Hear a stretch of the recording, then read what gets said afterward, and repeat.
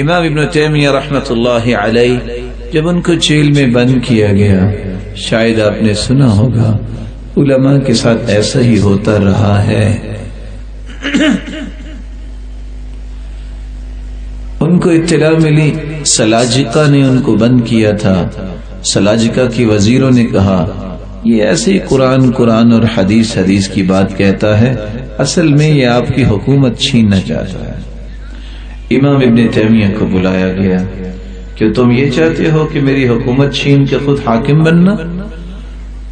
تو امام ابن تیمیہ تو بڑے مہذب تھے، انہوں نے فَيَضْحَكْ ضَحْكَ الْمُسْتَعْلِي تو کہا لگا کے ہنسے اور کیا کہتے ہیں مَا مُلْكُكْ وَمُلْكُ آبَائِكَ وَأَجْدَادِكَ تُسَاوِي عِنْدِي فِلْسَ، تم کہتے ہو میں تمہاری حکومت لینا چاہتا ہوں، تیری حکومت، تیرے باپ کی حکومت، تیرے دادا کی حکومت، یہ ساری کی ساری میرے نزدیک تو ایک ٹکے کی بھی نہیں ہے۔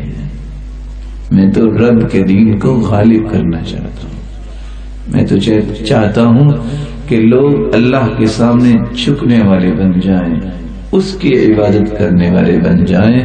یہ کسی اور نے سوچا ہوگا، میری تو یہ سوچ نہیں ہے۔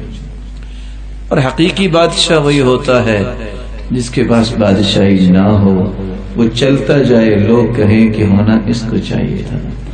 یہ ہے اصل بادشاہی، جو دلوں پہ بادشاہی انسان کرتا ہے، اور وہ اللہ کی رحمت، نیکی، پارسائی کے بغیر ممکن نہیں ہے۔